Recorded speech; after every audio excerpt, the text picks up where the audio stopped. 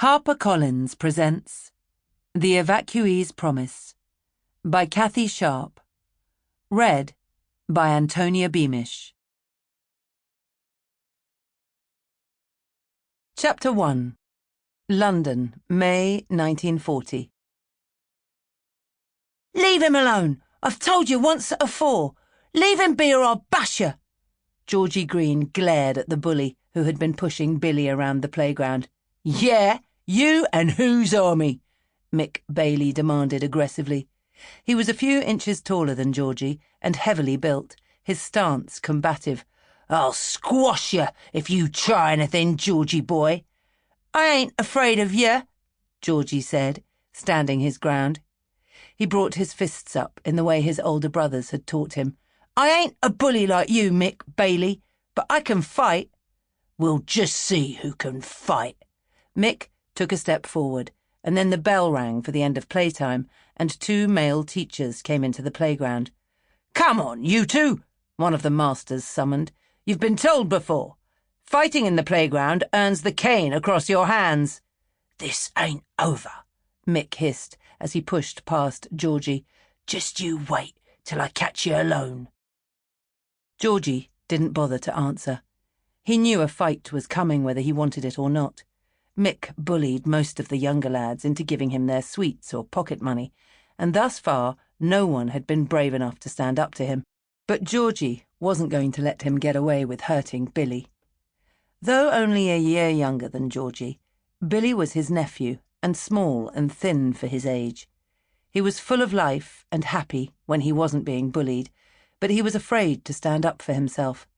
They were friends as well as relatives, and Georgie felt protective of him. Thanks, Georgie, Billy whispered as he followed him into the school building. He's always picking on me. I don't know why. Mick Bailey picks on all the lads that are smaller than him, Georgie said. When we leave school, just stay close to me, Billy. We'll walk home together, same as always. Ain't you going to Aunt Kate's for your tea tonight? Billy whispered. I'll see you home first, Georgie replied. Hurry up, or we'll be late. They parted inside the school to go to their different classrooms. To look at them, you'd think them at least 3 years apart in age, but Georgie was a few months from his 14th birthday, and Billy 12 and a half. It was just the difference in stature.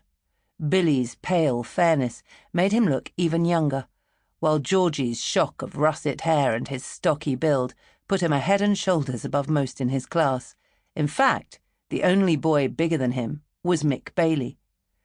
You're late, Greene, Mr. Thompson accused as he entered the classroom. Yes, sir. Sorry, sir. Take your seat, then, and be quick about it. There was a snigger from the back of the room where Mick Bailey sat watching. Georgie ignored him. It was a maths lesson, one of his favourites. Kate, the younger of his two sisters, was a teacher, and she said he had a good brain, especially for working out problems, but was too lazy to use it. Georgie thought schoolwork was a bit of a waste of time. He enjoyed some of his lessons. Others he just switched off and gazed out of the window. There was a hedgerow just outside, blocking the school from the busy road, and he watched as birds went in and out, often with bits of grass in their beaks. Building nests, he reckoned.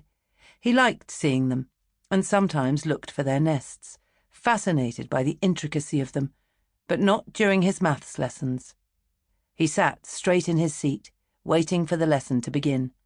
But when the master began to speak, all the boys were surprised by what he had to say.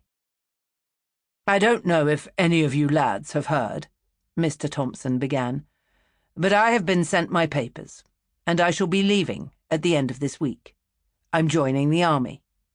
There were murmurs of surprise, because he wasn't a young man, perhaps in his early 40s, and most fit men had joined as soon as the war between Germany and Britain and the Allies had begun.